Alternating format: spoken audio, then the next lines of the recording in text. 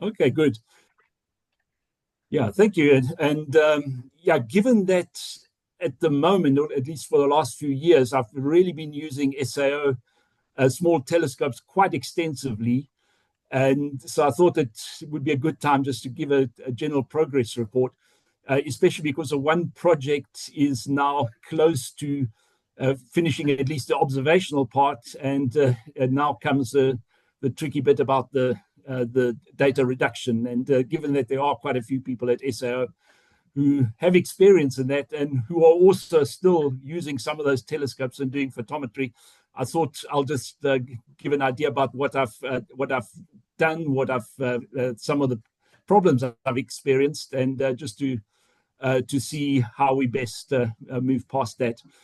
But the project itself, it dealt with a topic I've been doing ever since my student days, which is looking at how AGN, in particular Seyfert galaxies, vary over time, and what we can find out about how these objects work from the actual photometry. So I've been focusing on optical photometry. So as a result, I found that the LCO telescopes are quite convenient, and especially I like the fact that we have this or getting all this time available for these.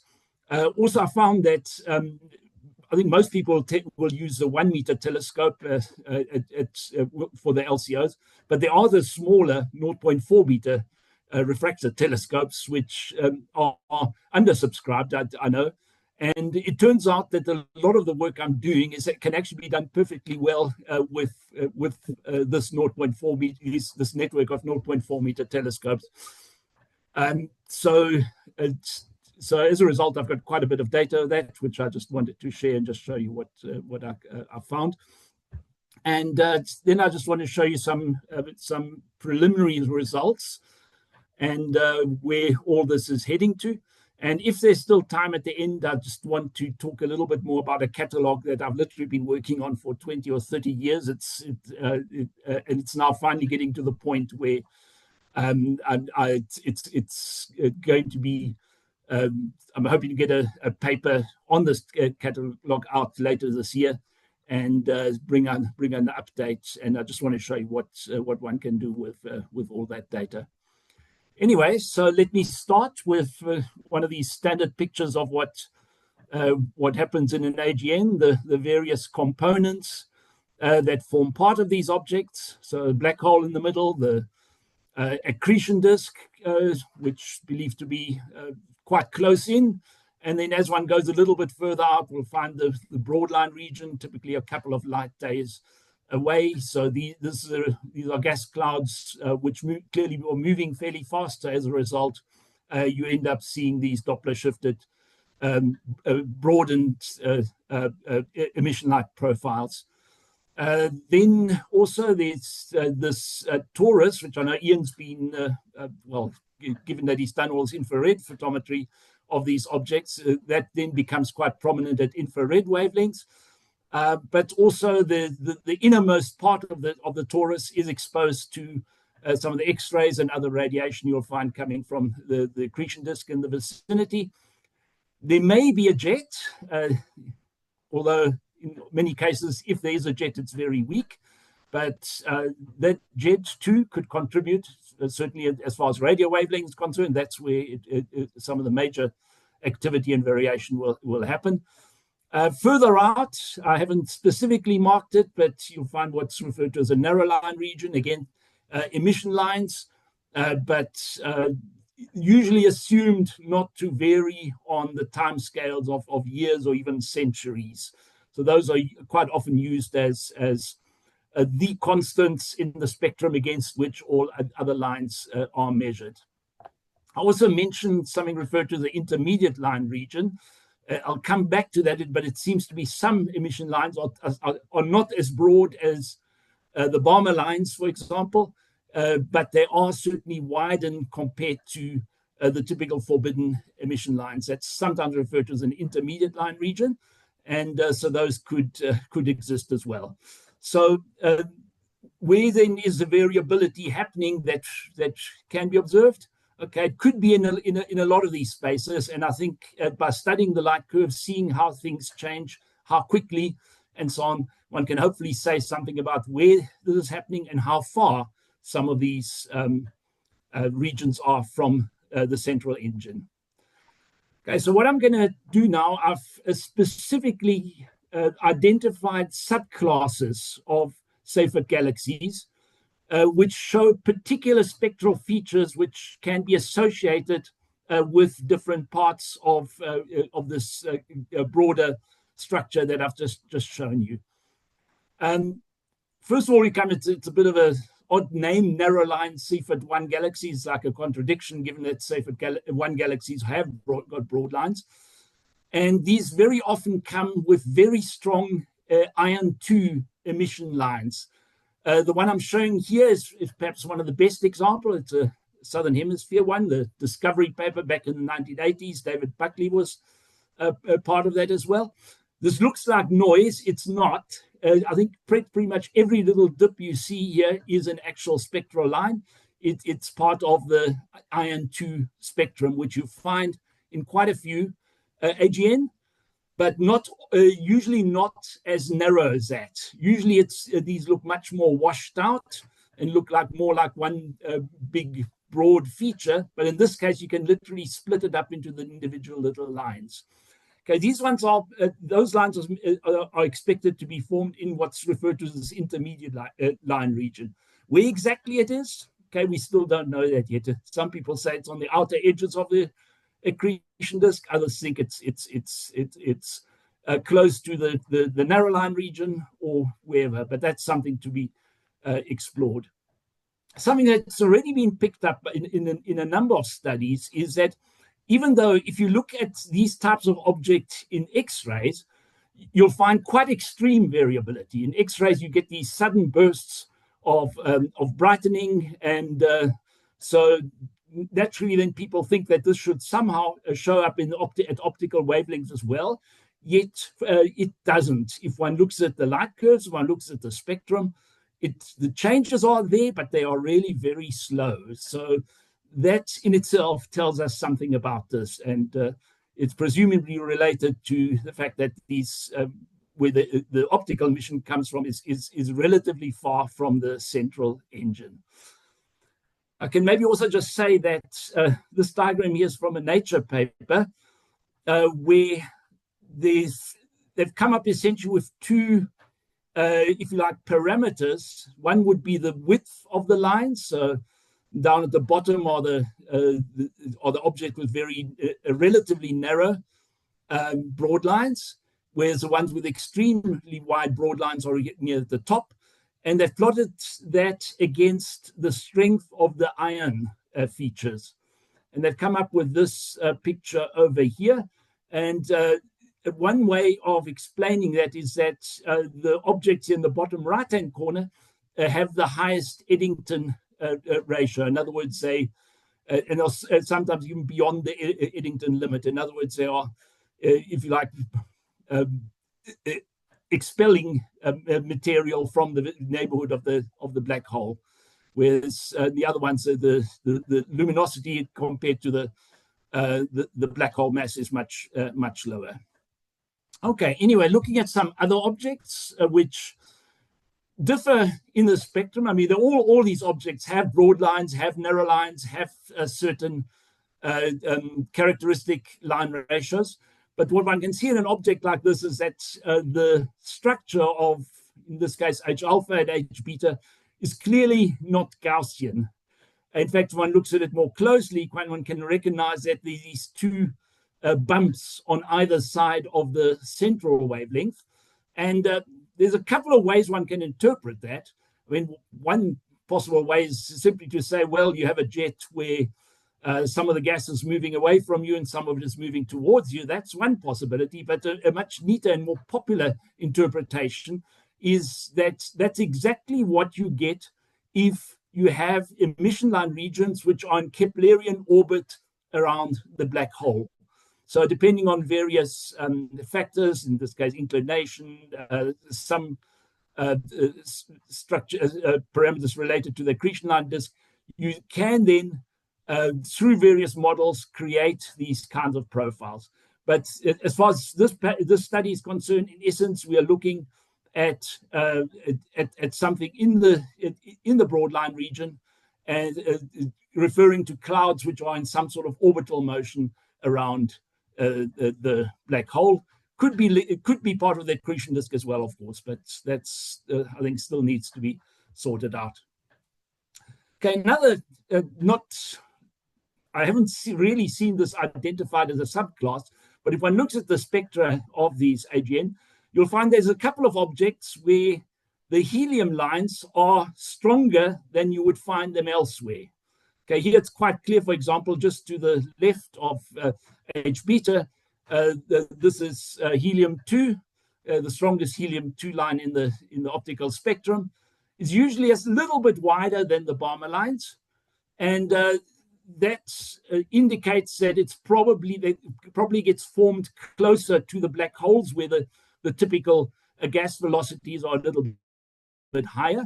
That also ties in with the fact that the helium has these higher ionization levels, and so in order to actually see these transitions, you need higher temperatures, you need more photons to basically ionize the structure. So it's usually, one way of interpreting this is that when you see helium, it means that you're seeing gas which is unusually close to the black hole, although that periodically might actually imply that the radiation coming from the very central region is not that strong, because if it was stronger, it would probably ionize the helium completely, and you wouldn't see many of these emission features.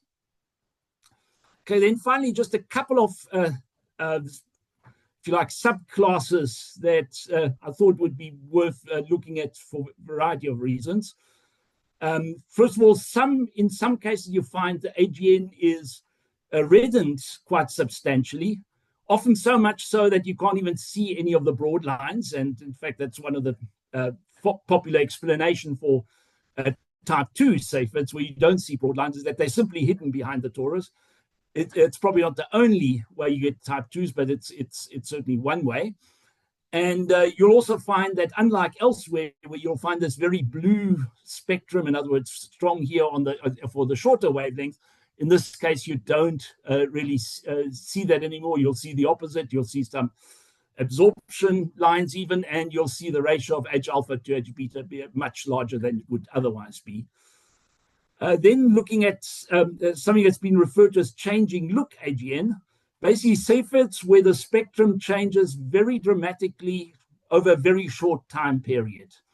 As with many of these terms which get introduced in astrophysics, the actual definition is a bit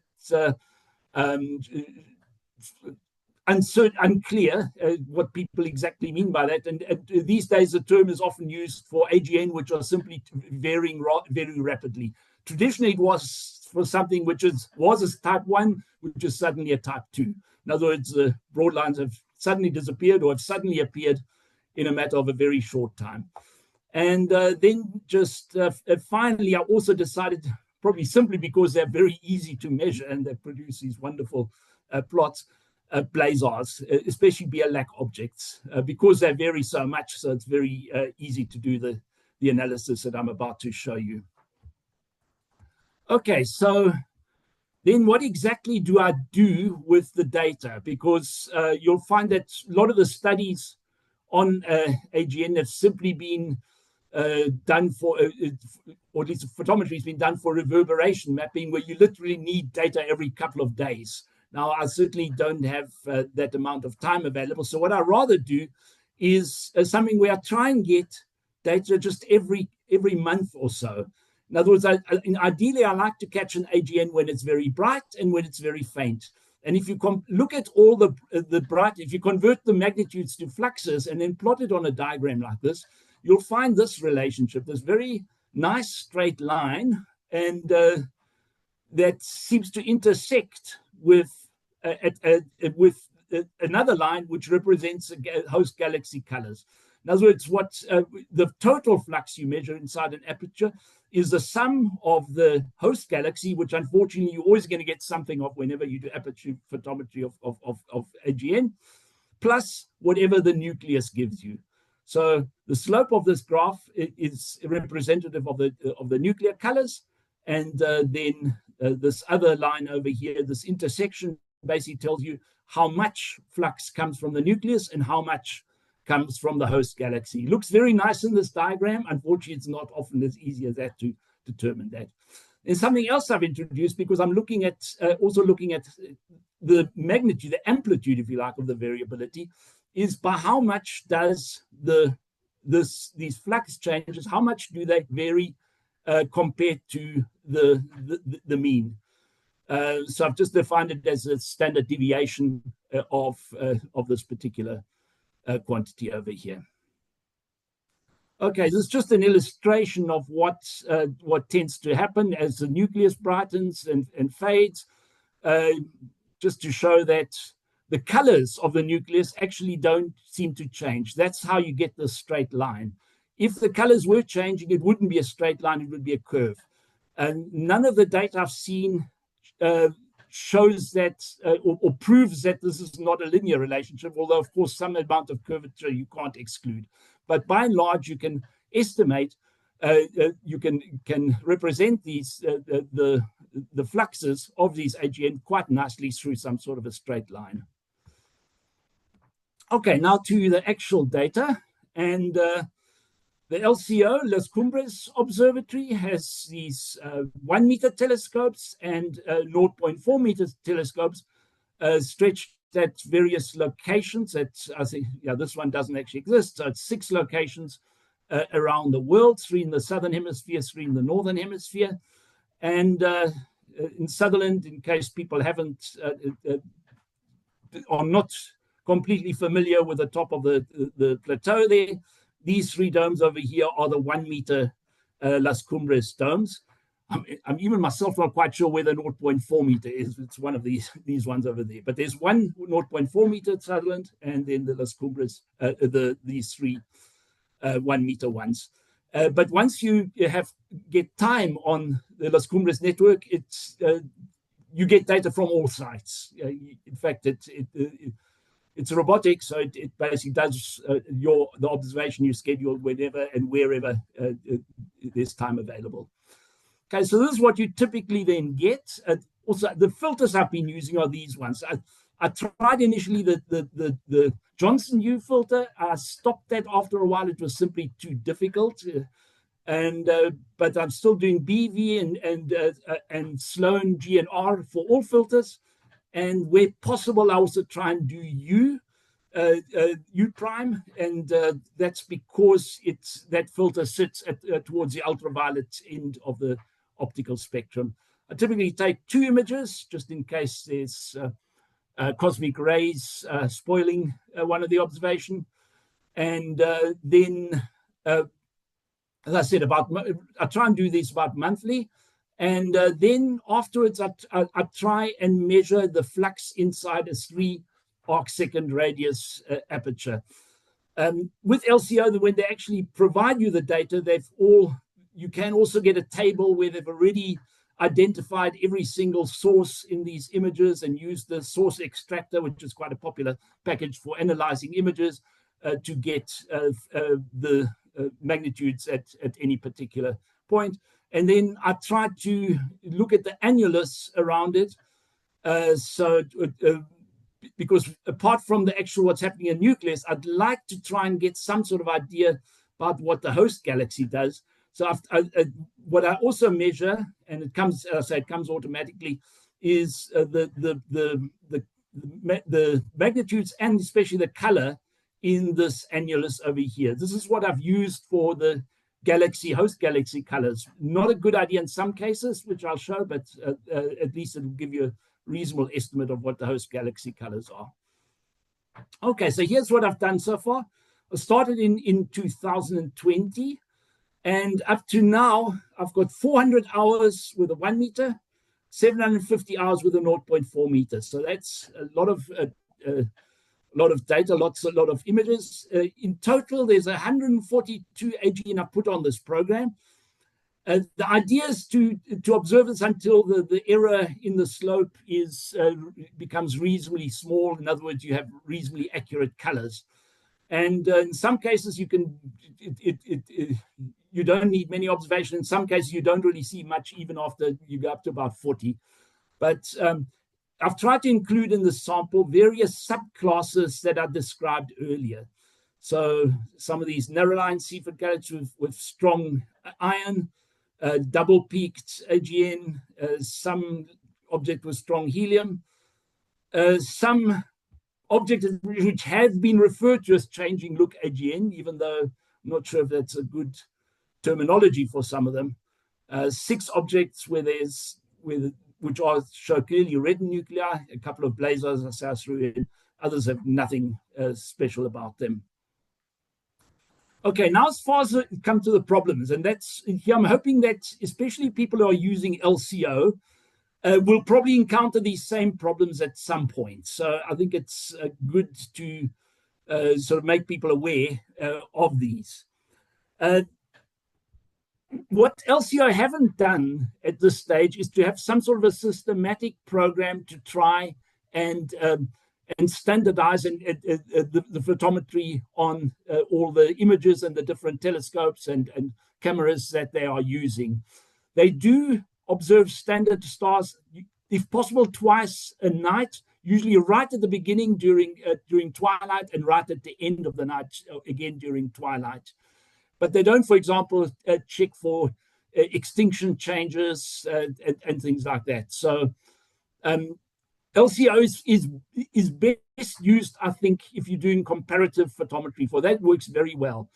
But all sky photometry, you are going to, and if you wanted to get the sort of accuracy which I know some people like getting, it's not going to be quite that easy. One of the things also, even though you've got these relatively standard filters, there are differences, especially in some filters like the U band. You will find differences from one telescope in the network to the other. And that's already been recognized, and some people have come up with ways of trying to deal with this. The other problem is that once you get these images with quite a lot of stars on there, with magnitudes, going sometimes as bright as 10th, but usually plenty of stars in the range sort of 15, 16, 17th magnitude, you will get magnitudes listed for those stars, especially this site, this APAS, which is somehow linked to the American Variable Observers Association. They tried to come up with a complete list of magnitudes for stars. They didn't, however, they left out U-band. I can see why. They probably ran into trouble. A couple of other projects which can help. Problem with Sloan is that because they have such long integration times, they have wonderful photometry for stars that are roughly 20th magnitude. But when you're looking at about 15th, 16th magnitude, what I need in this case, they're not so good. Those stars tend up being overexposed. The SkyMapper program in Australia has started producing data that it's fine, except that when it comes to U filter, they have a slightly unusual U filter which needs transformation. Other options, the Zwicky transfer facility, but they don't. They normally just use R prime. Well, they have data for R prime and G prime, but not U prime. So when you want to actually work out, well, you have got published magnitudes for some of the stars, but those are usually not in the U prime or the Johnson U filter. So now you've got to try and see, well, what is the magnitude in those and one usually has to rely on some sort of empirical determinations. Actually, John Caldwell, who used to work at SAAO, had a nice little project where he looked at the Dr. Cousins' standard stars and worked out relationships between the various colors of main sequence and other stars. I actually used that to try and get the magnitudes in the U band. Okay, now for anyone who does photometry, this image should be a bit of a shock. Okay, the idea when you're doing photometry, you're always going to have in one particular image when you work out what the brightness of the star is measured and what it should be, you then introduce, you have what's referred to as a 0 point. The picture on the left is what you would normally expect to see. So you have these, depending on which filter it is, which exposure it is, you get these 0 points, which essentially tell you something about what the sensitivity of the camera is. So that's what you expect. And then from once you have these 0 points sorted out, you can work out the photometry of whatever object you're interested. Okay, what you have on the right-hand side is really worrying. There should be no way that you can get a linear, a response like this, essentially a nonlinear response. That's what it means. It means that when you double the number of photons, you're not doubling the response that you get from the CCD. And it seems that LCO wasn't aware of this problem until a couple of people started asking questions about what's happening with these 0.4 meter magnitudes. And they looked at this carefully. They looked at whether this was a software issue or whatever. They came to the conclusion that basically the whole cameras don't work properly. They've now replaced it. But if anyone has data from early 2023 and before that, they should be aware of this problem with the 0.4 meter cameras. They then gradually replaced those. By the middle of last year, all the 0.4 meter telescopes had these new cameras, and those work fine. You get images more or less like what I have on the left here, just slightly more noisy, but those are absolutely fine for the required purposes. Okay, another problem, and this is a general problem for anyone who does AGN photometry. Usually if you're doing an aperture photometry, you will define an aperture around the central peak and then try and measure whatever light is collected within that aperture. Okay, now that's in itself, if you're only dealing with point sources, that's all fine. Seeing or bad focusing usually don't affect you very much because the fraction of light lost by any one particular star is also the fraction of light lost by the other star. So you can still continue doing things as normal. You don't really need to worry too much about poor seeing and so on. So what, however, happens when you have an extended source like a galaxy? So not all the light is coming from a point source, but also from nearby sources, is that not only will whatever happens to be at the center of the aperture lose photons because that won't make it into the aperture anymore, you will also find photons which were not supposed to be inside the aperture spilling inside there. Basically, the end effect is that if you have bad seeing and you measure inside an aperture, a galaxy or anything which is extended will appear brighter than it should be relative to the comparison star. Okay, just an example of what I had to face here, and this, how bad this was, really shocked me as well. NGC 2617 is an object which has been referred to as a changing look AGN, largely because it shows quite a few relatively short-term changes in the spectrum. Okay, so it's on my list. And when I started observing it, yeah, nothing much special until suddenly I got this point. And okay, this point over here. So a very sudden increase by 0.4 magnitudes, brightening by 0.4 magnitudes. Okay, now given that this is an object which referred to as a changing look, the immediate instinct is to send out some sort of a telegram and ask people to please get a spectrum of this. Something very interesting is happening over there. Okay, and you'll notice this happen once more, and I'm glad I didn't do that. Instead, what I did was I just did another observation at one of the other sites. And what happened? Well, I got these points over here on the very same day as I got this one. So clearly this, unless something really weird is happening, this is not real. So when you look at this plot over here, the points I've circled over here don't seem to be real, and they're caused by something. And it turns out that this is all because of bad seeing. When I actually looked at the seeing on those for those particular frames, it was quite bad. So this is what can happen when you do observing in bad seeing condition. It's, of course, something which probably affects every observation, although in most cases the effect is minute. Still, it's something that needs to be considered. How exactly, I'm still not quite sure yet. That's something I'm going to have to do. I think if I manage to get this right some or improve it, quality of my results will also improve substantially.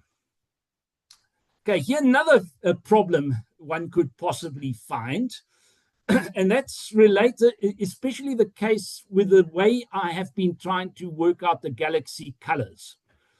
If I use this annulus roughly 2 to 3 arc seconds away from the central source, it's fine if you have a relatively large galaxy or, well, nearby galaxy. If you go to galaxies which are much further away, what tends to happen is that because seeing affects blue light more than red light, it makes that annulus look a lot bluer than it actually is. So these shaded areas are supposed to represent the colors of the host galaxies. In reality, if you look at what colors these are much too blue for a normal galaxy. So what you see over here is not where the actual galaxy colors are. If it was the case, then you'd find that the nucleus plus galaxy is fainter than the galaxy itself. In reality, the host galaxy colors would be much lower than they are over here. What this also shows over here is a couple of points which are seem to be wrong. And again, there's a number of things that can lead to that. So that too is something I'm going to have to look at. In most cases, the data points look quite nice, but a couple of these are definitely not okay. And it's not for obvious reasons. I'm going to have to try and look at exactly what could still be affecting at least some of these data points, whether it's seeing related or something, which might be, or something else. Okay, so anyway, this is what one can get out of these light curves, but because I'm running a bit late, I'm not going to spend too much time. Just that kind of things one looks at is, first of all, the amplitude of the variation, and also how quickly they happen. Are these slow, steady changes, or are these things which happen quite quickly? One way of thinking of changes which happen quite quickly is, I've tried to use this dripping tap analogy. When you get lots of water, in other words, when you have lots of flux, this tends to be smoother. But when you have very little, you tend to get this on-off effect happening more. So it's possible that the reason why one's seeing these changing look events more in fainter AGN is because of something like that. Okay, let me just show you a couple of the light curves. Okay, and just different types of objects. This is what I would consider very nice data. Very clear linear relationship. And you can quite clearly see where the intersection is between the host galaxy color, that's the shaded zone, and the actual nuclear flux changes. And so you can define quite nicely what the host galaxy colors are, and you can define what the variations are. Okay, now looking at the different types of objects. Okay, this is the one I showed earlier. This object with very strong ion lines. And note what's happening over here. You do get these very clear variations along a straight line, but the intersection with the host galaxy is very far away. The end result is that when you look at the actual variability in terms of the standard deviation of these changes as opposed to the nuclear colors, it's very small. In this case, just 8%. Now, the average I was finding is more like 20% for other AGN. So this seems to be changing or varying a lot less than other AGN. Now, you might say, why is that? Why don't we get the level of variation? And this could be that in addition to what we're seeing here, there's something else there which is not varying. And that something else might be a region which is much further out than what we would normally find. It could be a much larger accretion disk. It could be this intermediate zone that I referred to, but there seems to be something else here. This is not just your average kind of host galaxy plus a varying nucleus. There seems to be other flux coming in as well. Okay, for these Keplerian rotators, I found a bit of a mix. Some of them varied a lot, others didn't show anything. Where they didn't show anything was probably as a result that the measurement was just too difficult, that the nucleus was in a very faint state. Okay, this is really nice when you can do this. This is the BLAC itself. If you look at what I showed in the previous diagrams, this is usually in the previous diagrams I had changes about 1 magnitude. The scale was about 1 magnitude. Here it's 3 magnitudes. This is what happened to BLAC in the course of the period I looked at it. And in fact, this point here at the very top is, I think, the brightest that BLAC has ever been measured to be. And if you then try and plot the fluxes in various filters against each other, you get this wonderful straight line over here. And in the case of BLAC, the host galaxy is so faint that it basically plays no role at all. But in such objects, you then get also the highest, when you measure variability in terms of the standard deviation of the flux, you get the highest values. Unfortunately, I didn't see any changing look event in action, so I haven't been able to answer any sort of particular questions about those. And then looking at a couple of objects which clearly have very high Balmer decrements, in other words, meaning that their nuclei are exposed.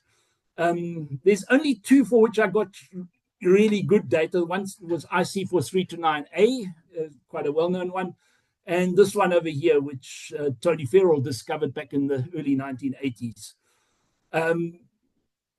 Okay, you do get a nice alignment, but the big problem here is that because they are so reddened, the nuclear colors are very similar to the host galaxy colors. So to try and determine where's the intersection between the straight line going through the data points and the host galaxy colors, it's open to enormous uncertainty. So it's very difficult to work out what the host galaxy component is and so on. But at least the nuclear colors you can nail down quite nicely. And from that, you can tell, if you assume that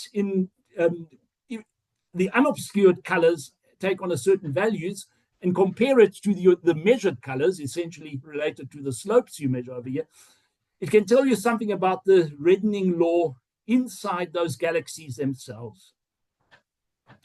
Okay, when I plot everything, when I plot various colors for all, okay, and I'm here only looking for the ones, looking at the ones for which I got fairly good data. If I plot those over here, then you get a diagram which seems to stretch towards this diagonal line over here represents what the reddening law inside our galaxy looks like, and it seems to suggest that the actual reddening law that we're seeing in these highly obscured nuclei is not very different from what we get in our galaxy. In the case of IC439A, it might be, but yeah, it's not a clear-cut case. So it looks like the type of reddening law used in our own galaxy can't be too far from what also applies there. Now, I've tried to have a look at, okay, now this point at roughly 0 in both diagrams corresponds more or less to an unreddened AGN. So a couple of objects here show reddening, but in some cases, like the blazars, the BLAC objects, they all sit over here. They're all nicely clustered, given that you could work out the colors very accurately. They're all very nicely clustered in this location over here. Slightly, you don't find too many other AGN over here. So it sort of confirms that their flux distribution is a little bit different to what you get from an accretion disk. It's related to synchrotron radiation, essentially, what it is. A couple of the points over here, even though I say that the typical error is only given by this what I have in this diagram over here, it's probably not in the right location. So those are ones I still need to check out. But otherwise, does one see a difference between some of these other objects? The black dots are what I call normal, typical Seyferts, and some of these other classes. I don't really see a difference between those over here. Where one does see a difference is when one looks at the amount of variability that you get. And here, this is quite striking.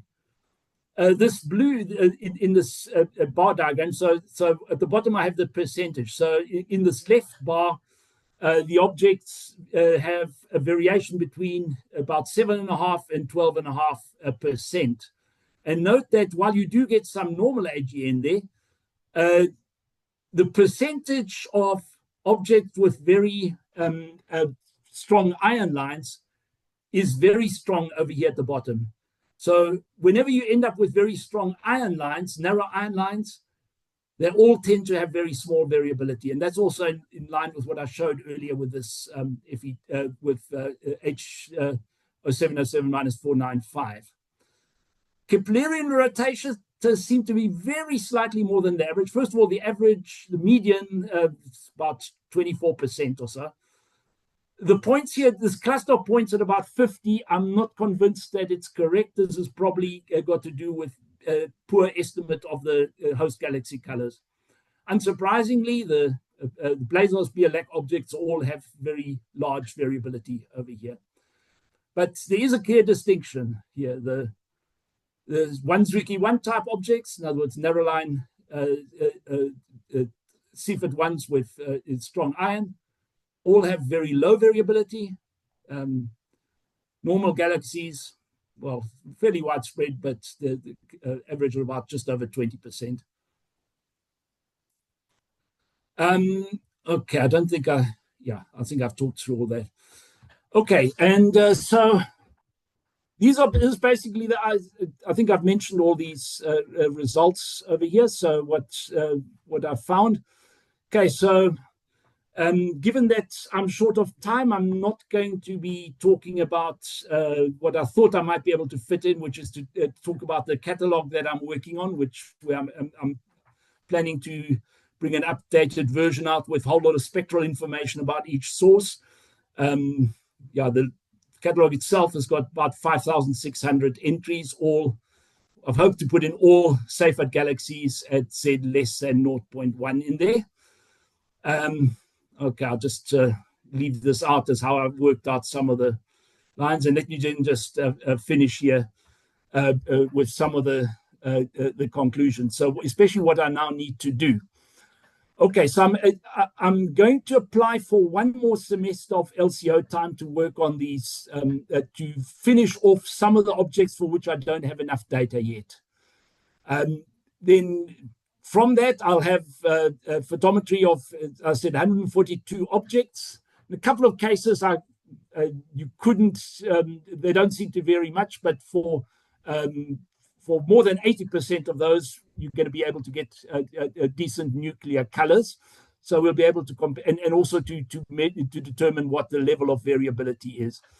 The key, if you like, problem at the moment is to actually do the photometric calibration correctly. At the moment, this is all done using these APAS magnitudes, and from those deriving expected U-band colors for the comparison stars. But this will clearly have to be improved. So I'm thinking of how best to go about all of that, and I think it's going to keep me busy for a while. It may, I hope not, it may require a re-measurement. I mean, I'm hoping that the data that LCO provides in the form of the source extractor data will be sufficient, but it may be necessary to redo some of those measurements in cases. So the aim is then to get all that photometry published, and then focus on this catalog that I'm still expect is going to take me another 4 years, because apart from the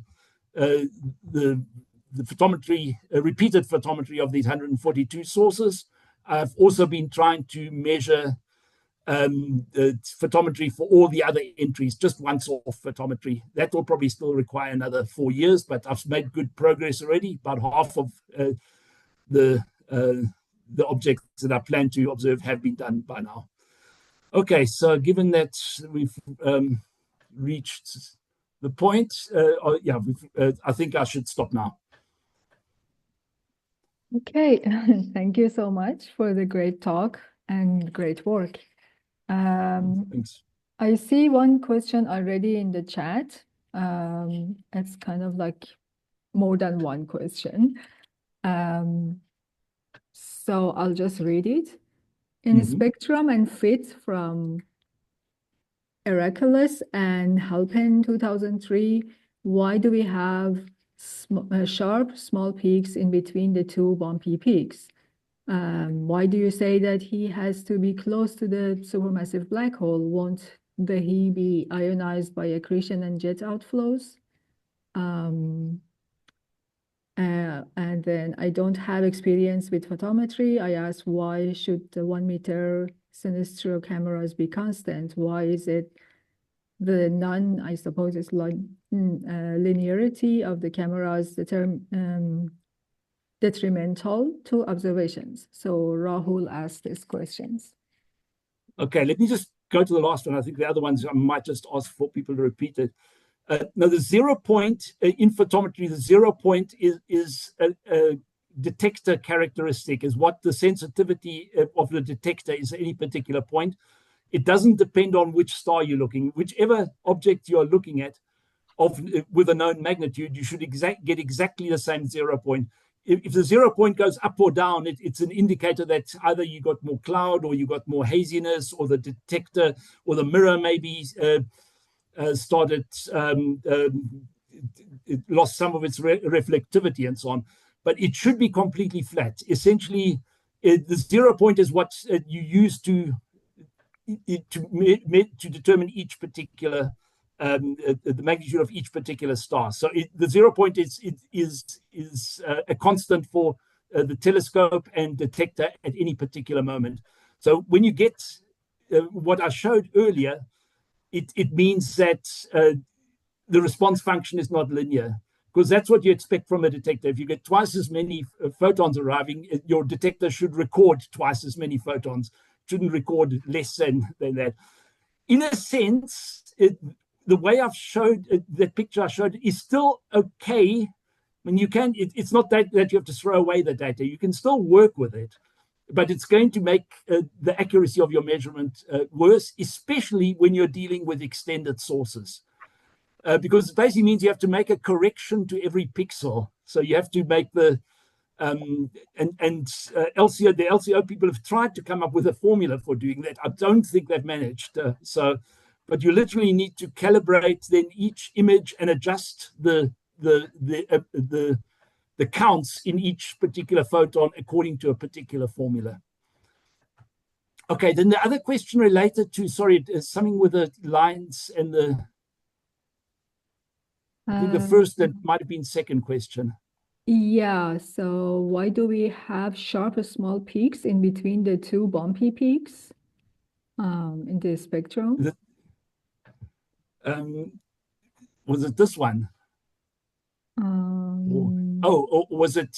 Oh, this one. Oh, okay, yeah. All right. Yeah, this one. Okay, this is this is H alpha, and the sharper peaks are the one where the dotted line is the narrow H alpha component. The one just to the right of it is nitrogen 2, forbidden nitrogen 2, which is a line which is ubiquitous in Seyfert galaxies and starburst galaxies as well. When nitrogen 2 is comparable to the narrow H alpha, it's one of the signatures for a Seyfert galaxy. Starburst galaxy, you'll find the nitrogen is a lot weaker.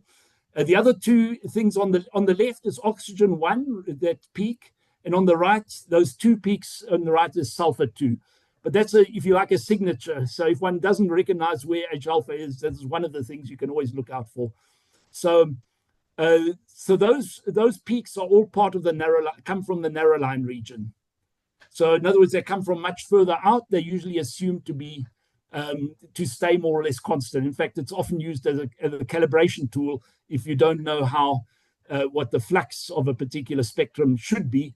You just simply measure these narrow lines and adjust the flux by a multiple to make them the same for different epochs.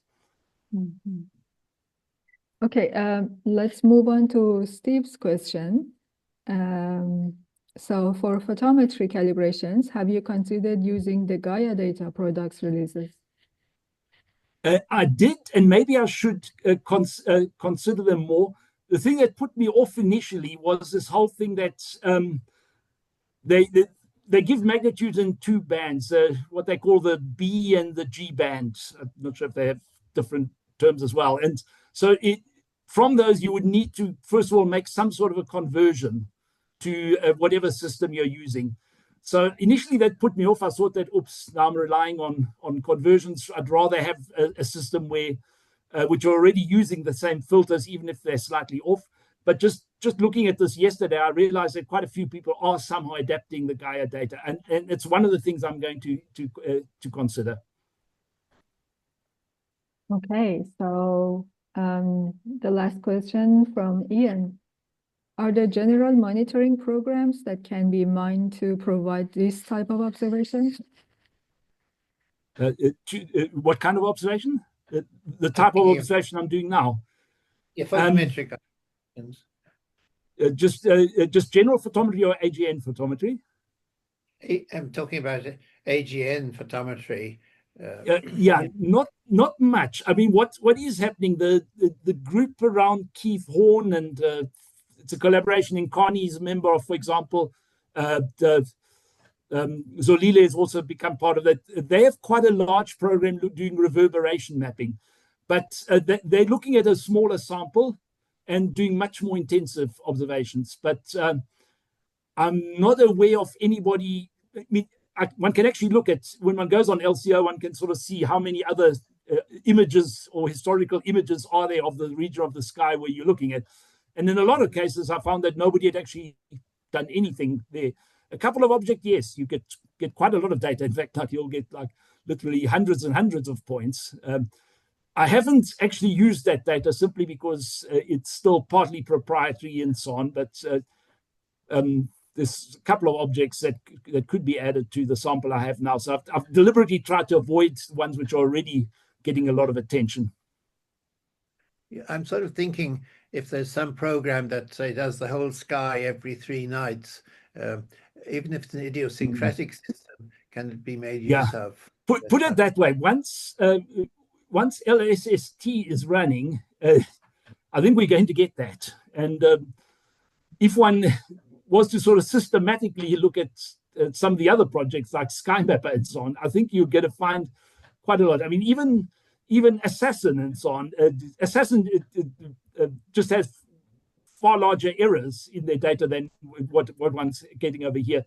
But they effectively are doing something like that already. The Assassin light curves are really good. In fact, one way of maybe short-circuiting this program is by looking at Assassin data, and whenever you find that it's brightening or it's fading to a certain level, that's your trigger, if you like, to start measuring a couple of more points there. But I'm not aware of any systematic program other than what I'm doing here, which, just covers these just over 100 objects. Okay, thanks. Okay, let's just see this last question from Edidius. What was the redshift range considered in this analysis? Okay. Yeah. Apart from one of the BLAC objects, they were all in the redshift range from about 0.01 to 0.1.